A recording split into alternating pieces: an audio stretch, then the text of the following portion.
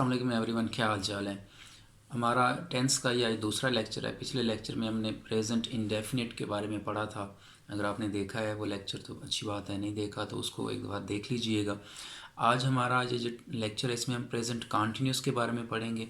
ठीक है, कॉन्टीन्यूस क्या होता है इसके बारे में तफसील के साथ हम ये लेक्चर लेंगे।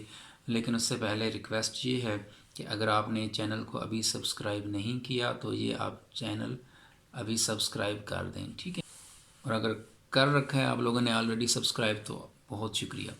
तो चलिए अपना लेक्चर आज का शुरू करते हैं।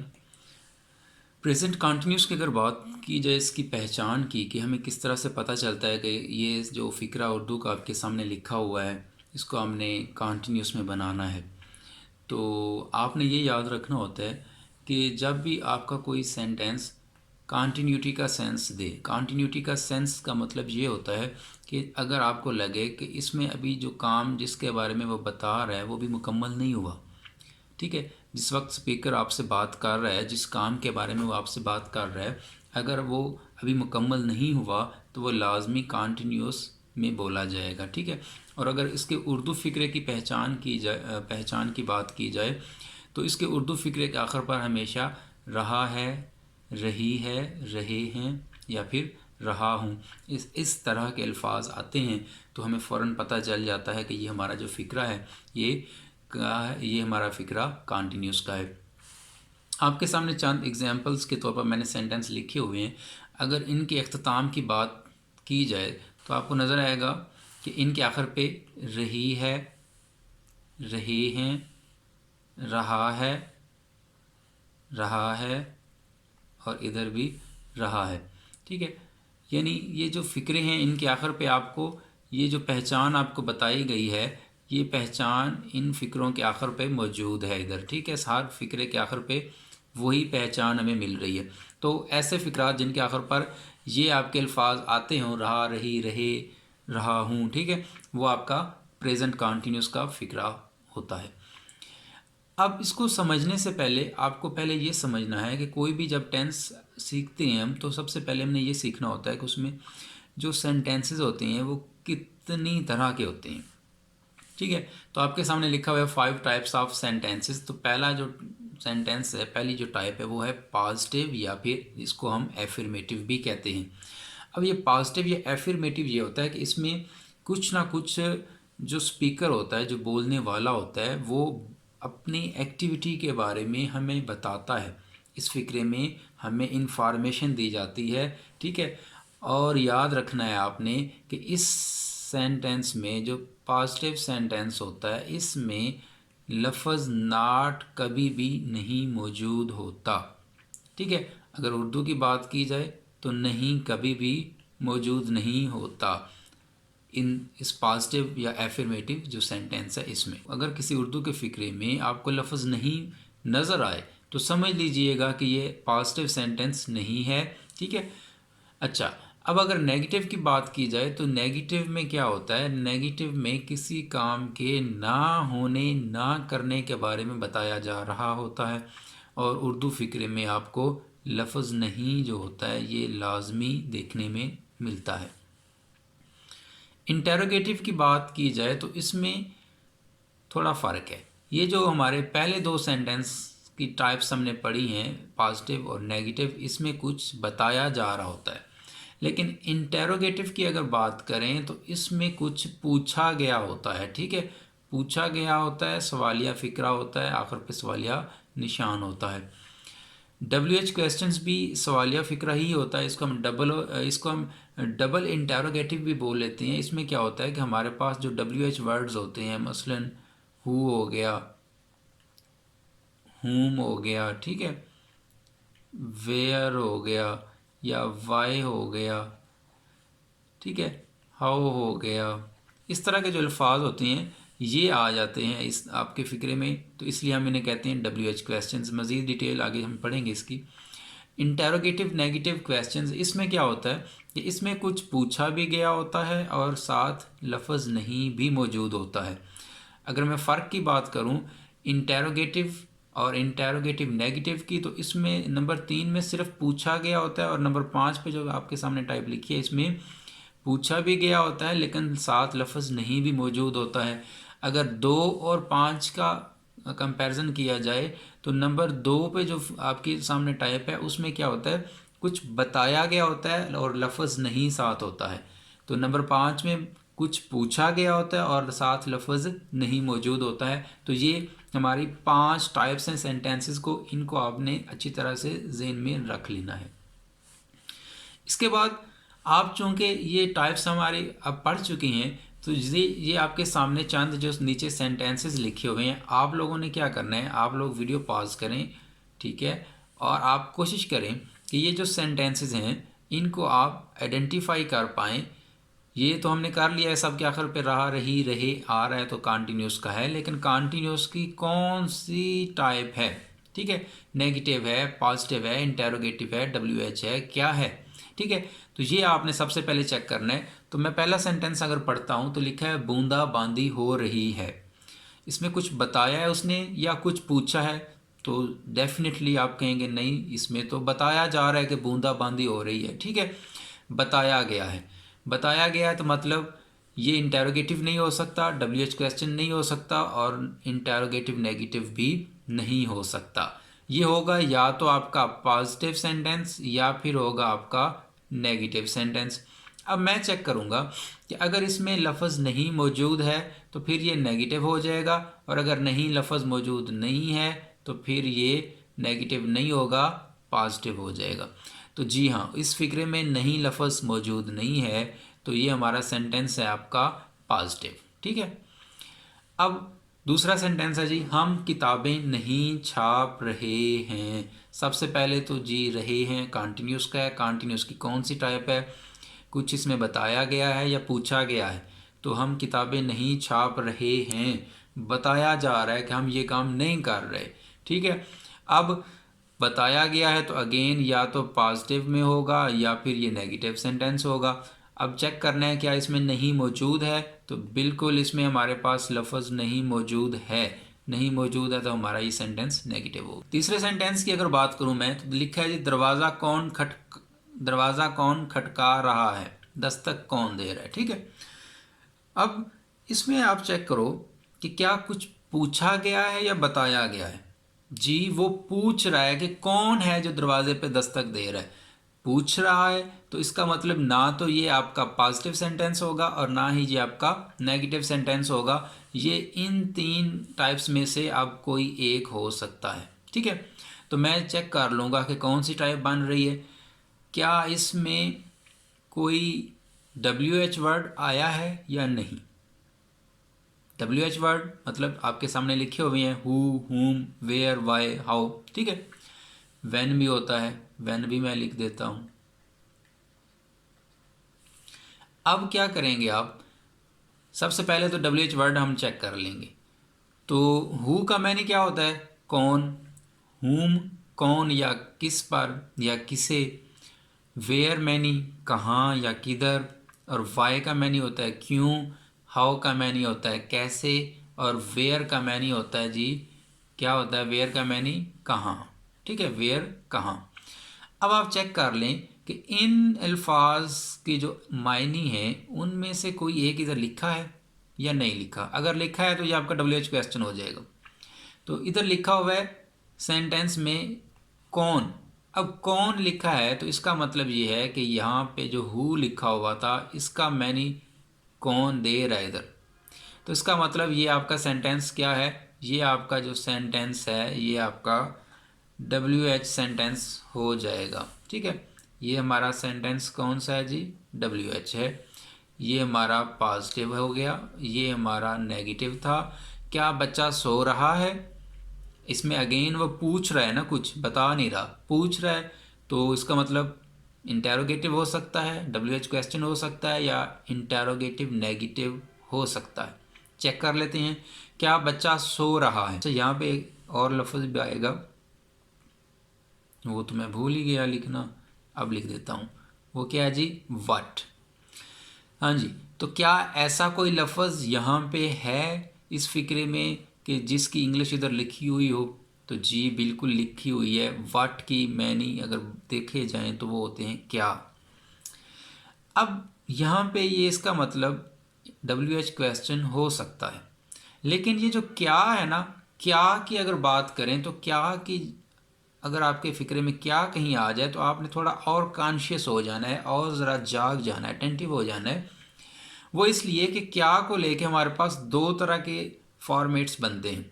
एक तो ये कि हम क्या से ऐसा सवाल करते हैं, लफ्ज़ जो क्या होता है इससे हम क्या करते हैं, कोई ऐसा सवाल करते हैं क्या से कि जिसका जवाब हमारे पास यस या फिर नो में दे सकते हैं हम। या फिर क्या होता है, क्या से हम कोई ऐसा सवाल करेंगे कि जिसका जवाब यस या फिर नो में हम नहीं दे सकते। ठीक है, ये दो सूरतें बनती हैं क्या वाले सेंटेंस के साथ। अब मैंने चेक करना है कि क्या ये बच्चे वाला जो सेंटेंस है इसका जवाब मैं हाँ या ना में दे सकता हूँ। क्या बच्चा सो रहा है, तो जवाब में वो कह सकता है दूसरा बंदा जी सो रहा है, यस हाँ, या कह सकता है नहीं सो रहा। तो अगर तो हाँ या ना में उसका जवाब आ रहा है, ठीक है, तो आपने क्या करना है, तो आपने उसको इंटेरोगेटिव नंबर 3 के हिसाब से बनाना है। और अगर उसका जवाब यस या नो में नहीं दिया जा सकता तो फिर आप समझ लें कि उसको हमने WH के हिसाब से बनाना है। सही हो गया। इसी की मैं एक दूसरी आपको ट्रिक बता देता हूँ। अगर लफ्ज़ क्या सेंटेंस के बिल्कुल शुरू में आ जाए, ठीक है, फाइल से पहले आ जाए, तो आपने क्या करना होता है, आपने नंबर 3 वाला फॉलो करना है, यानी सिंपल इंटेरोगेटिव जो होता है ना इसके मुताबिक उसको बनाना है। लेकिन अगर लफ्ज़ क्या आपका सेंटेंस के दरमियान में आ जाए, यानी फ़ाइल पहले आ जाए, ठीक है, और उसके बाद आगे चल के लफ्ज़ क्या आ जाए, फिर एंड पे फ़िक्रा ख़त्म हो, तो ऐसा अगर सवालिया आपका फ़िक्रा बन रहा है तो ऐसी सूरत में आपने WH का इस्तेमाल करना है उधर। ठीक है, मैं उम्मीद करता हूँ आपको यहाँ तक क्लियर हो गया होगा। इसके बाद है जी, तो ये हमारा क्या बच्चा सो रहा है, ये कौन सा सेंटेंस बनेगा, ये हमारा बनेगा इंटेरोगेटिव। इसके बाद है जी कुआं चल रहा है। कुआं चल रहा है, कुछ पूछा गया है या बताया गया है, पूछा गया नहीं, बताया गया है। बताया गया तो या तो नेगेटिव सेंटेंस होगा या आपका ये एफर्मेटिव होगा। तो मैं चेक कर लेता हूँ, कुआं चल रहा है, इसमें लफ्ज़ नहीं तो मौजूद नहीं है, नहीं है तो इसका मतलब ये भी हमारा सेंटेंस पॉजिटिव में एफर्मेटिव है बनेगा। ठीक है, तो यहाँ तक आपको समझ आ गई, आपको पहचान करनी आ गई कि उर्दू फ़िक्र के आखिर पर क्या अल्फाज होते हैं, रहा है, रही है, रहे हैं, यानी वर्ब की कंटिन्यूटी का सेंस मिलेगा। अभी तक काम वो ख़त्म नहीं हुआ होगा, काम अभी चल रहा होगा, तो हमने कंटिन्यूस में बनाना होता है। उसके बाद 5 टाइप्स हमने पढ़ ली। पॉजिटिव, इसमें कुछ बताया गया होगा लेकिन लफ्ज़ नहीं मौजूद नहीं होगा। नेगेटिव में कुछ बताया गया होगा लेकिन लफ्ज़ नहीं होगा। इंटेरोगेटिव में कुछ पूछा गया होगा। WH क्वेश्चन में ये जो अल्फाज आपके सामने लिखे हुए हैं इसका मैंने इस्तेमाल किया गया होगा। और इंटेरोगेटिव में नेगेटिव में कुछ पूछा भी गया होगा और साथ लफ्ज़ नहीं भी मौजूद होगा। उसके बाद हमने प्रैक्टिकली इनकी एग्जांपल्स देख ली हैं, मज़ीद आगे चल के हम इनको बनाएंगे भी, सीखेंगे भी। तो फ़िलहाल हम यहाँ पे आप देख लेते हैं कि प्रॉपर्टीज़, अगर प्रॉपर्टीज़ की बात की जाए प्रेजेंट कंटिन्यूस की, तो हमने पहले टेंस में पढ़ा था प्रेजेंट इंडेफिनिट में कि हमारे पास जो हेल्पिंग वर्ब्स होते हैं वो होते हैं दो, एक था डू और एक था डज। अब इसकी अगर प्रॉपर्टीज़ की मैं बात करूं तो इसमें हमारे पास हेल्पिंग वर्ब्स आ रहे हैं जी 3। ठीक है, 3 हेल्पिंग वर्ब्स हैं यहाँ पे, एक इज़, एम और आर, ये 3 हेल्पिंग वर्ब्स होंगे। और वर्ब की अगर बात की जाए तो वर्ब इसमें पहली इस्तेमाल होगी लेकिन उसके साथ हमने ING का इजाफा करना होता है। ठीक है, और यहाँ पे ये भी याद रखें कि वर्ब की पहली फॉर्म के साथ ING जब हम उसे लगाते हैं, उसके साथ ऐड कर देते हैं, तो वो जेरेंड भी बन जाता है और प्रेजेंट पार्टिसिपल का भी नाम ले लेता है। लेकिन अगर वो वर्ब के तौर पर यूज़ हो रहा है आपके फ़िक्रे में तो फिर आप उसको जेरेंड नहीं कहते, आप उसको फिर प्रेजेंट पार्टिसिपल कहते हैं। और अगर ING फॉर्म आपकी फ़िक्रे में वर्ब के तौर पर नहीं बल्कि नाउन के तौर पर यूज़ हो रही हो तो फिर आप उसको जेरेंड कहते हैं। मज़ीद इस बारे में मैं एक डिटेल्ड लेक्चर फिर कभी बना दूंगा आप लोगों के लिए, आप देख लीजिएगा। अब अगर वर्ब की मैं मज़ीद थोड़ी बात करूं तो क्या है कि जो प्रेजेंट कॉन्टिन्यूस टेंस होता है ना, इसमें हमारे पास समझते वक्त दो वर्ब्स को जहन में रखना लाजमी है, बहुत ज़रूरी है। वो ये है कि हमारे पास वर्ब्स होती हैं जी दो तरह की, एक है जी जिसको हम कहते हैं स्टेटिव वर्ब और दूसरी को कहते हैं डायनामिक या फिर एक्शन वर्ब। अब ये जो एक्शन वर्ब या जो डायनामिक वर्ब्स होती हैं, ये वर्ब्स ऐसी वर्ब्स होती हैं जो फिज़िकली एक्टिविटी को रिप्रेजेंट करें। ठीक है, ये क्या करती हैं, ये आपकी फिज़िकली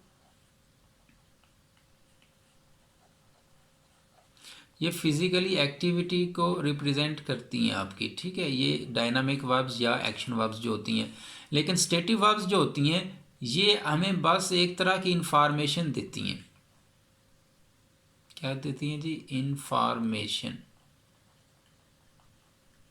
ठीक है, इसमें फिजिकल एक्टिविटी नहीं होती। ठीक है, आप इसको यूं समझ लें, मसलन मैं एक फ़िक्रा लिखता हूं आप लोगों के लिए, मैं लिख देता हूं जी असलम। ये आपके सामने एग्जाम्पल भी लगी हुई है, इसको भी आप समझ सकती हैं। असलम तैर रहा है। ठीक है, फर्ज कर लें छोटे चुने मुने का नाम क्या है जी, असलम है। अब फिक्र है जी असलम तैर रहा है, और दूसरा यहाँ पे एक लड़की है जी, समझ लें जी ये इसका नाम है जी सानिया। सानिया क्या कर रही है, सानिया ख्यालों में खोई हुई है, कुछ सोच रही है। ठीक है, तो मैं लिख देता हूँ सानिया तसव्वुर कर रही है। ठीक है, अब ये जो दोनों सेंटेंस है ना, इनको ज़रा आपने समझने की कोशिश करनी है कि ये जो सेंटेंस है सानिया तसव्वुर कर रही है, इसमें उसको कुछ फिज़िकल एक्टिविटी वो नहीं कर रही, वो क्या है जस्ट बैठे बैठे सोच रही है। और ये जो दूसरा सेंटेंस है असलम तैर रहा है, इसमें बाकायदा उसको फिज़िकल एक्टिविटी कर रहा है वो। ठीक है, तो ऐसे वर्ब्स जो आपकी फ़िज़िकल एक्टिविटी को रिप्रेजेंट करते हैं उन्हें हम डायनामिक वर्ब्स या एक्शन वर्ब्स कहते हैं, और वो वर्ब्स जो फिज़िकल एक्टिविटी को रिप्रेजेंट नहीं करते उन्हें हम क्या कहते हैं, स्टेटिव वर्ब्स कहते हैं। और ये मैं आपको क्यों पढ़ा रहा हूँ, ये मैं इसलिए पढ़ा रहा हूँ कि ये जो आपके स्टेटिव वर्ब्स होती हैं ये कभी भी कॉन्टिन्यूस के टेंस में हम इस्तेमाल नहीं करते। ठीक है, इनको आपने कॉन्टिन्यूस में यूज़ नहीं करना होता, और ये जो होती हैं ये हमारी कॉन्टिन्यूस में बन जाती हैं। ठीक है, कभी कभार क्या होता है कि स्टेटिव वर्ब्स को भी हम कॉन्टिन्यूस में यूज़ करते हैं, कैसे और किन सिचुएशंस में, उसके बारे में भी मैं आपको बताता हूँ। लेकिन फ़िलहाल हम अगली स्लाइड पर चलते हैं। आप लोगों के सामने चंद एग्जांपल्स मैंने ले ली हैं जिस स्टेटिव वर्ब्स की। ठीक है, स्टेटिव वर्ब्स को हम क्या करते हैं, चार मेजर पार्ट्स में डिवाइड कर लेते हैं। सबसे पहले लर्न करने के लिए, याद करने के लिए, वो क्या है जी, नंबर एक पे थॉट्स, फिर इमोशंस, सेंसेस और पोजेशन। थॉट्स कहते हैं जब हम कुछ दिमाग में सोचते हैं, तसव्वुर करते हैं, ख्याल करते हैं, उसको हम थॉट्स कह लेते हैं। इमोशंस वो होती हैं जो हमारे दिल के रिलेटेड होती हैं। ठीक है, और दिल की बातें आप अच्छी तरह समझते हैं। सेंसेस वो होती हैं जो दिल या दिमाग से हम महसूस करते हैं या आँखों से देख लेते हैं, कान से सुनते हैं, ठीक है, नाक से सूंघते हैं। तो ये वाली हिस्से जो होती हैं हमारी क्या होती हैं, सेंसेस। पोजेशन कहते हैं मलकियत को। ठीक है, ऐसे अल्फाज जो मलकियत का इजहार करने के लिए हम यूज़ करते हैं उन्हें हम कहते हैं पोजेशन, मलकियत। अब थॉट्स की अगर बात की जाए, ये सारे वर्ड्स आप लोगों ने क्या करना है, आप लोगों ने इन सारे अल्फाज को जांचना है कि क्या ये वर्ब्स जो हैं, जब आप ये काम करते हैं तो क्या आप कोई फिज़िकली एक्टिविटी कर रहे होती हैं या जस्ट एक जगह पे आप स्टेटिव खड़े होते हैं और सोच रहे होते हैं, ये सारे आप अफ़ाल सारे अंजाम दे रहे होती हैं। तो बिलीव का मैंने होता है यकीन करना। तो यकीन करने के लिए ऐसा तो नहीं है कि मुझे चलना पड़े या कुछ उठाना पड़े, नहीं, बस दिल में एक अकीदा है, एक ईमान आ गया, किसी के बारे में कुछ ख्याल है, मैं उस पर पक्का हूँ, तो वो यकीन है। ठीक है, मुझे कोई काम नहीं करना पड़ा। इसके बाद है जी थिंक। अब थिंक क्या है? थिंक मीन्स किसी के बारे में या किसी चीज़ के बारे में या कुछ सोचना, सोचने की जो एक्टिविटी होती है उसको हम क्या कहते हैं? थिंक। तो इसमें भी हमें कोई हरकत नहीं करनी पड़ी। एग्री या डिसएग्री मीन्स इत्तेफाक करना। डाउट, डाउट मीन्स शक करना, तो इसमें भी कोई एक्टिविटी नहीं होती हमारी। नाउ, नाउ मीन्स जानना। रिमेंबर या फॉरगेट, याद करना या भूल जाना। सस्पेक्ट, सस्पेक्ट मीन्स भी होता है शक। इमेजिन, इमेजिन मीन्स तसव्वुर करना। ठीक है, इसके बाद इमोशंस की चंद एग्जांपल ले लें। Love, hate. ठीक है, मैं एक बड़ी एग्जांपल दिया करता हूँ कि आप लोगों ने कभी सुना है या आप लोगों ने कभी किसी को कहा है कि आई एम लविंग यू? बड़ा मशहूर फ़िक्रा है। जब भी आप लोगों ने कहीं पढ़ा होगा, सुना होगा या किसी को कहा होगा तो आपने इसको हमेशा आई लव यू कहा होगा। ठीक है, ऐसा क्यों है? ऐसा इसीलिए है कि हम क्या करते हैं, हम ये स्टेटिव वर्ब है, स्टेटिव वर्ब को कभी भी हम चूंकि कंटिन्यूस में इस्तेमाल नहीं कर सकते, तो इसलिए कभी भी आपको सेंटेंस यूं नहीं मिलता, हमेशा आपको यूं ज़्यादा इंडेफिनिट में मिलता है। इसी तरह हेट भी आई एम हेटिंग यू या यू आर हेटिंग मी नहीं, इमोशन है। ठीक है, तो ये भी आप स्टेटिव वर्ब कंसिडर होती है आपकी, और इसमें भी आपको कोई एक्टिविटी नहीं करनी पड़ती, तो आपका हेट लफ्ज़ भी आप कभी भी कंटिन्यूस में नहीं बनाते। इस तरह लाइक, पसंद करना, डिसलाइक, नापसंद करना, कोई एक्टिविटी नहीं है। अडोर, अडोर मीन्स भी होता है लुझाना। ठीक है, लुभाना, सॉरी। ठीक है, अच्छा लगना। लोथ, लोथ भी कहते हैं नफ़रत करने को। ठीक है, नापसंद करना या नफ़रत करना। ठीक है, इसके बाद डिज़ायर, ख्वाहिश। एप्रिशिएट, एप्रिशिएट मीन्स तहसीन, उसको पसंद, अच्छा काम है तो उसकी तारीफ़ करना। ठीक है, दाद देना। वांट मीन्स चाहना। नीड, हाँ जी, नीड ज़रूरत, पता है आपको। सेंसेस की अगर बात की जाए तो ये हमारी सारी सेंसेस लिखी हुई हैं, लेकिन यहाँ पे आप लोग देख रहे हैं कि मैंने इनको क्या किया हुआ है, मैंने इनको हाईलाइट भी किया हुआ है येलो कलर के साथ। ऐसा क्यों है ये भी मैं आपको बताऊंगा। फिलहाल देखते हैं जी सी। सी का मैंने क्या होता है? देखना। हेयर का मैंने क्या होता है? हेयर मीन्स सुनना। स्मेल, स्मेल के हमारे पास क्या होते हैं? दो मायने होते हैं। एक क्या होता है जी? एक मायने होता है हमारे पास किसी चीज़ को आप क्या करते हो? सूंघते हो। ठीक है, सूंघते हो। एक चीज़ होती है इसका मायने जो होता है वो होता है खुशबू या बदबू। टेस्ट, इसके भी हम क्या करते हैं? दो मायने करते हैं, याद रखिएगा। एक मायने हम इसका करते हैं जी जायके का, और एक मायने इसका हम करते हैं चखना। ठीक है, इसी तरह हेयर, हेयर मीन्स सुनना और सी मीन्स देखना, लेकिन सी का मैंने मुलाकात भी होता है। हेयर मीन्स सुनने के साथ साथ सुनवाई करना भी होता है, सुनवाई करना। ठीक है, स्मेल मैंने आपको बता दिया, सूंघना या फिर खुशबू। टेस्ट, चखना या फिर जायका करना, जायका। सीम, सीम का मीन्स होता है नज़र आना, लगना। ठीक है, ऐसा लगता है लोग कहते हैं ना। फील, फील मीन्स महसूस करना। लुक मीन्स देखना। टच मीन्स छूना। ये सारे सेंसेस हैं। पोजेशन की बात की जाए तो हैव, हैव यहाँ पे क्या है?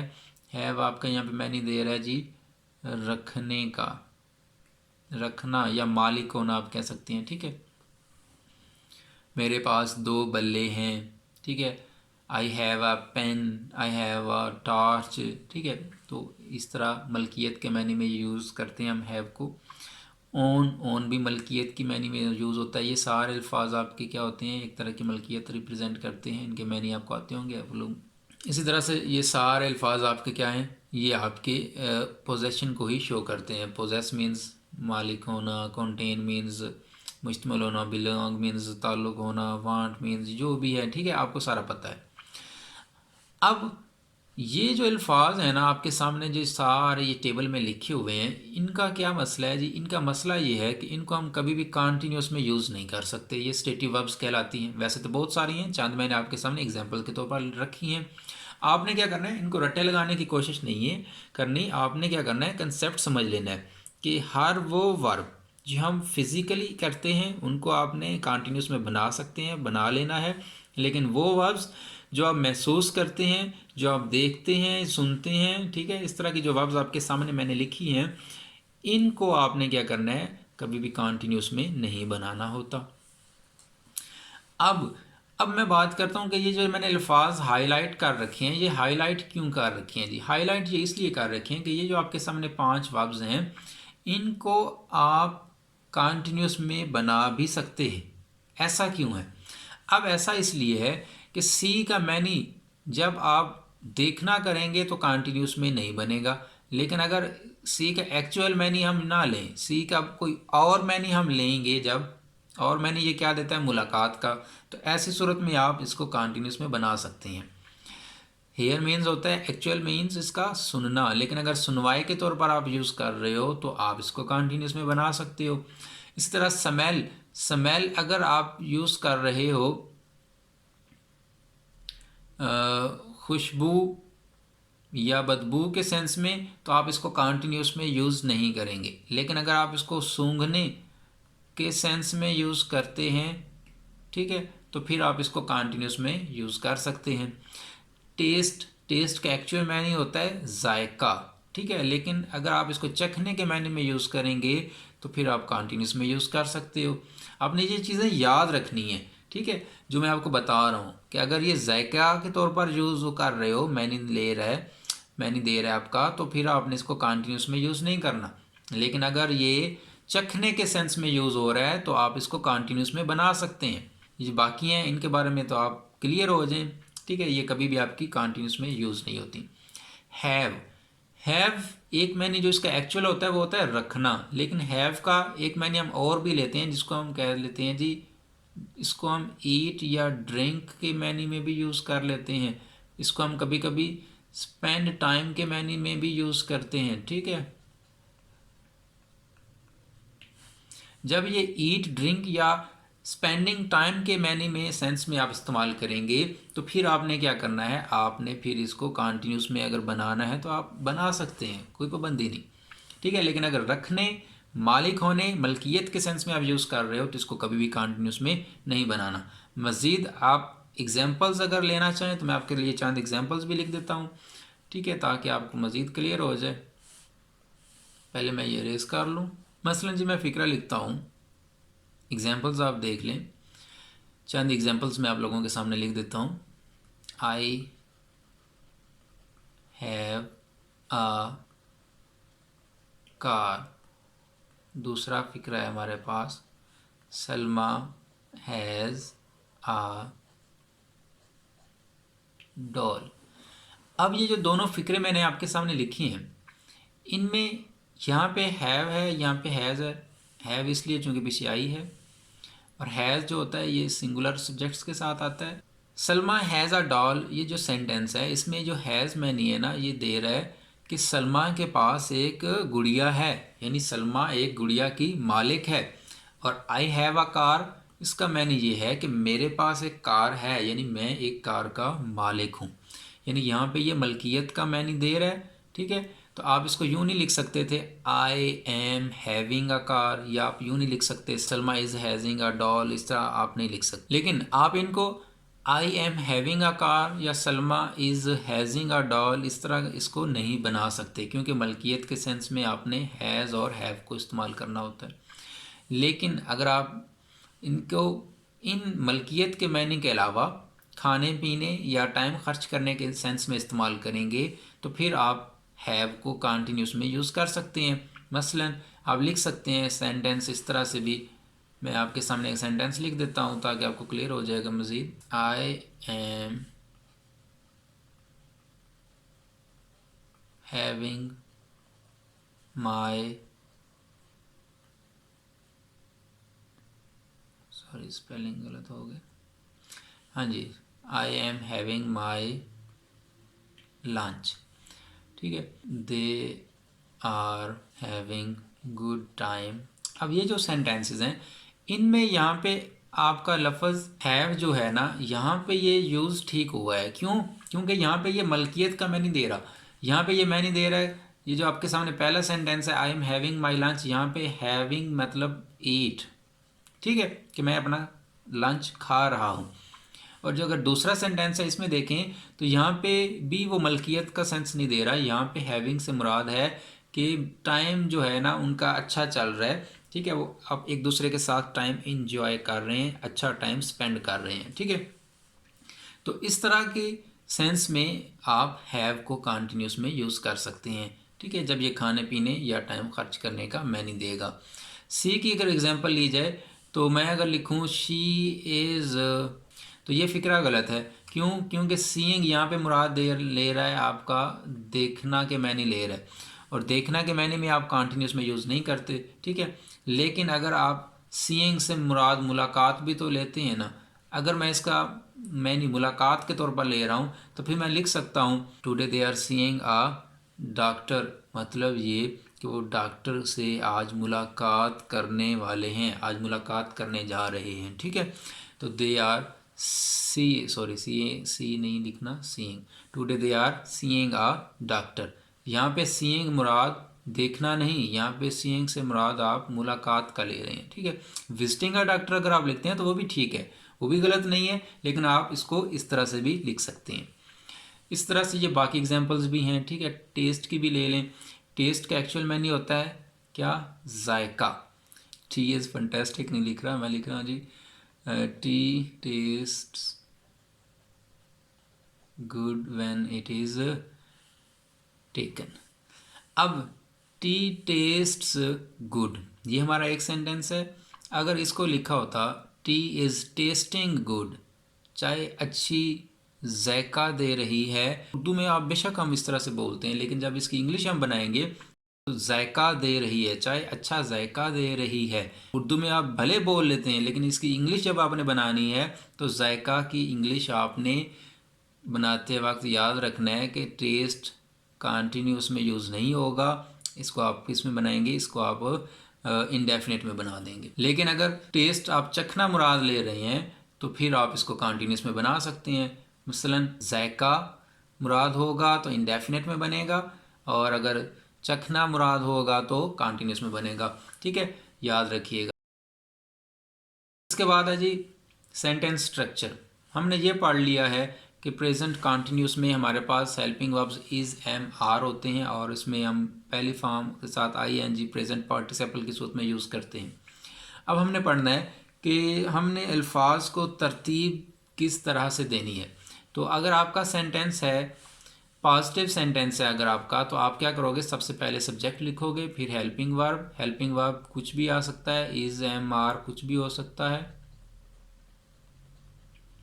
ठीक है। मेन वर्ब आपको पता है कि फर्स्ट फॉर्म होगी और साथ आई एन जी का इजाफा होगा, और ऑब्जेक्ट या जो भी आगे सेंटेंस का बकिया पार्ट है वो आप मेन वर्ब के बाद में लिख देंगे। और अगर बात करूँ मैं नेगेटिव सेंटेंस की, तो नेगेटिव सेंटेंस क्या होता है जी? जिसमें लफ्ज़ नहीं है मौजूद, वो हमने पीछे पढ़ा है। तो इसमें क्या होगा? सबसे पहले सब्जेक्ट, फिर हेल्पिंग वर्ब, और फिर नहीं के लिए हम लफ्ज़ नॉट ऐड करेंगे, और उसके बाद मेन वर्ब और बकिया हिस्सा सब्जेक्ट सेंटेंस का। इंटेरोगेटिव की अगर बात की जाए तो इसमें क्या होता है? हेल्पिंग वर्ब सेंटेंस के बिल्कुल शुरू में आ जाएगा, सब्जेक्ट से भी पहले, और उसके बाद आप सब्जेक्ट लिखोगे, फिर मेन वर्ब लिखोगे, फिर ऑब्जेक्ट लिख देंगे। और अगर WH क्वेश्चन है, यानी कौन, कब, कहाँ, किधर, क्यों, किस पर, कैसे, इस तरह के अल्फाज आपके उर्दू फ़िक्रे में यूज़ हुए हैं, तो फिर आप सबसे पहले तो उस लफ्ज़ की इंग्लिश ढूंढोगे। मसलन अगर लिखा हो वो किधर जा रहा है, तो इसमें लफ्ज़ किधर है ना, तो सबसे पहले हमने इसकी इंग्लिश लिखनी होती है, वो हो जाएगी वेयर, ठीक है। वेयर हमने लिख लिया, WH वर्ड आ गया। उसके बाद हमने क्या लिखना है जी? Helping verb. तो फिर हम हेल्पिंग वर्ब लिखेंगे। हेल्पिंग वर्ब क्या लगेगा यहाँ पे? चलो ये भी मैं आपको इधर ही बता देता हूँ। आपने क्या करना होता है, हमारे पास ये जो आई होता है ना, इसके साथ हम हेल्पिंग वर्ब को यूज़ करते हैं एम, और वी यू, दे, ठीक है, इनके साथ हम यूज़ करते हैं आर को, और जो बाकी हैं मसलन ही, शी, इट, इनके साथ हम यूज़ कर लेते हैं इज़ को। तो वो किधर जा रहा है, वो की इंग्लिश क्या होगी, ही, ठीक है। तो ही है, तो ही के साथ हम कौन सा हेल्पिंग वर्ब यूज़ करते हैं जी, ही के साथ हम यूज़ करते हैं इज़ को। तो यहाँ पे हेल्पिंग वर्ब में लगा दूंगा वेयर इज़, ठीक है। उसके बाद सब्जेक्ट है कौन, वो, तो मैं लिख दूंगा वेयर इज़ ही। उसके बाद मेन वर्ब लगानी है आपने, वेयर इज़ ही गो, और साथ आई एन जी लगा के प्रेजेंट पार्टिसिपल बना दें। वेयर इज़ ही गोइंग, और इसमें ऑब्जेक्ट तो है ही नहीं, कोई ऐसा लफ्ज़ नहीं है जिस पर उसने कोई काम किया हो, तो बस फिक्र आपका यहाँ पे ख़त्म हो जाएगा, वेयर इज़ ही गोइंग। इसके बाद है इंटेरोगेटिव नेगेटिव, यानी डबल इंटेरोगेटिव। इसमें क्या होता है, आप WH वर्ड सबसे पहले लिखोगे, फिर हेल्पिंग वर्ब, फिर सब्जेक्ट, फिर नॉट, और फिर मेन वर्ब, और फिर आखिर पे ऑब्जेक्ट आ जाएगा, ठीक है। तो ये भी क्लियर हो गया। आगे चलते हैं। अब यहाँ पे हम ये जो सेंटेंसेस आपके पहली स्लाइड में लिए गए थे उनको हमने बनाने की कोशिश करनी है, ठीक है। यहाँ पे हम ये सेंटेंसेस बनाएंगे ताकि आपको मज़ीद क्लियर समझ आ जाए। अब जब उर्दू का आपके सामने सेंटेंस हो तो आपने क्या करना होता है, सबसे पहले आपने जो काम करना है, आपने देखना है कि फ़िक्रा जो उर्दू का है वो ख़त्म कहाँ पे हो रहा है, उसकी एंडिंग कहाँ पे हो रही है, ठीक है। ये काम आपने सबसे पहले करना होता है। वो मैंने कर लिया जी, रही, रहा, रही, इस तरह के अल्फाज हैं तो कॉन्टीन्यूस में तो बनेगा, कॉन्टीन्यूस में बनेगा तो अब मैंने चेक कर लेना है कि सेंटेंस कौन सा टाइप का है। बूंदाबांदी हो रही है जी, पॉजिटिव है, पॉजिटिव है तो आप बना दें जी। सबसे पहले हमने क्या लिखना है, पॉजिटिव सेंटेंस हो, आपने यहाँ पढ़ा है, ठीक है।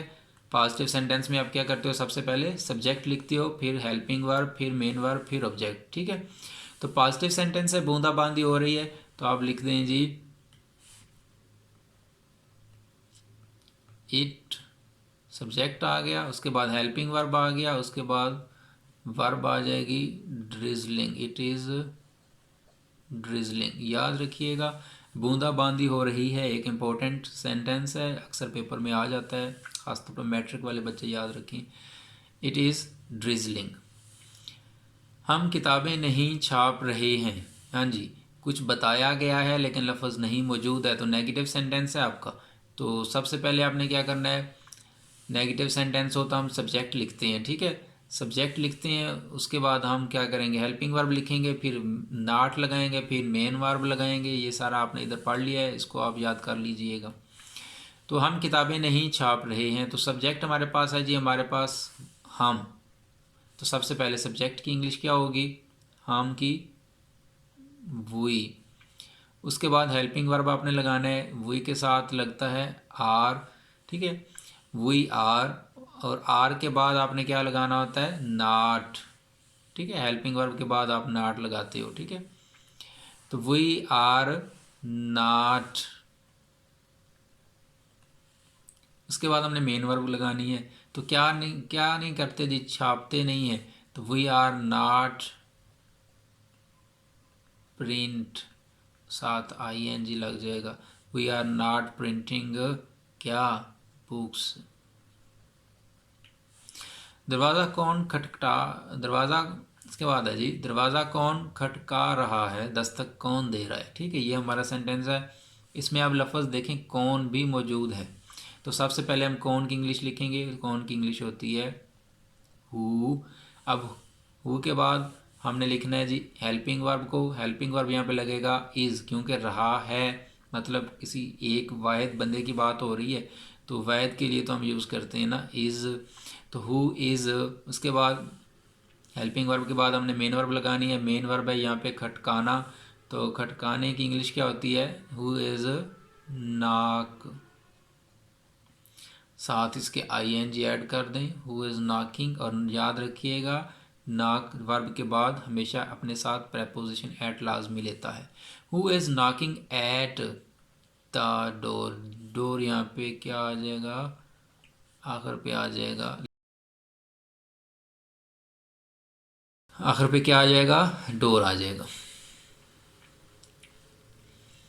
इसके बाद क्या बच्चा सो रहा है, कुछ पूछ रहा है इस सेंटेंस में भी, तो क्या बनेगा जी, क्या है, लेकिन व्हाट नहीं बनेगा। क्यों? क्योंकि व्हाट इसलिए नहीं आएगा क्योंकि क्या सेंटेंस के शुरू में आ गया। अगर यही क्या सेंटेंस के दरमियान में आता तो फिर मैं व्हाट लगाता। तो यहाँ पे इसको हमने सिंपल इंटेरोगेटिव के तौर पर बनाना है, यानी हेल्पिंग वर्ब बस पहले लिख देंगे। तो बच्चा सिंगुलर है तो इसके साथ हेल्पिंग वर्ब आ जाएगा इज़। उसके बाद किसी खास बच्चे की बात हो रही है, द लगा दें। Is the child, is the child sleep, और साथ ING का इजाफा कर देंगे, सेंटेंस ठीक हो जाएगा। Is the child sleeping. कुआं चल रहा है, हाँ जी, क्या चल रहा है, कुआं। तो कुआं सब्जेक्ट है, आप लिखें जी द पर्शियन व्हील, कुएं की English Persian wheel. The Persian wheel is, क्या करेंगे, वर्किंग। ठीक है, the Persian wheel is working. कुआं चल रहा है तो उसके साथ हम रनिंग नहीं लिख देते, ठीक है, वॉकिंग नहीं लिख देते, वर्किंग लिखते हैं। इसी तरह से पंखा चल रहा है तो आप लिखेंगे the fan is working. The fan is on भी आप कह सकते हैं, लेकिन वो ज़्यादा बेहतर नहीं है। मैं आपको रिकमेंड करूँगा कि वर्किंग यूज़ कीजिएगा। वो घर क्यों नहीं जा रहे हैं, अब यहाँ पे ये लफ्ज़ आपने देखना है कि सेंटेंस कौन सा है। उसमें इसमें उसने क्या किया, कुछ पूछा है लेकिन साथ लफ्ज़ नहीं भी है, पूछा भी है, तो इंटरोगेटिव नेगेटिव सेंटेंस है। तो आप लिखेंगे, लेकिन ये भी याद रखें कि इसमें क्यों भी लफ्ज़ है, तो सबसे पहले आप लिख दें क्यों की इंग्लिश वाई। ठीक है, वाई। उसके बाद आपने क्या करना है, हेल्पिंग वर्ब यूज़ करनी है आपने, वाई आर, उसके बाद सब्जेक्ट आ जाएगा, वाई आर दे, उसके बाद नाट लग जाएगा, वाई आर दे नाट, कहाँ नहीं जा रहे, घर, जाने की English go, why are they not going home.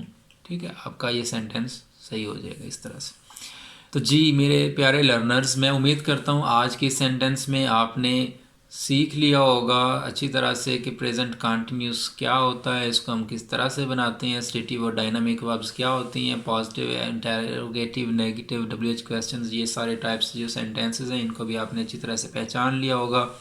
इसकी प्रॉपर्टीज़ आपने अच्छी तरह से जहन में बिठा ली होंगी, ये सारी चीज़ें आपने याद कर ली होंगी। अगर आपको किस चीज़ की समझ ना आई हो तो आप कमेंट करके मुझे पूछ सकते हैं। ठीक है, अपना ख्याल रखिएगा। अल्लाह हाफिज़।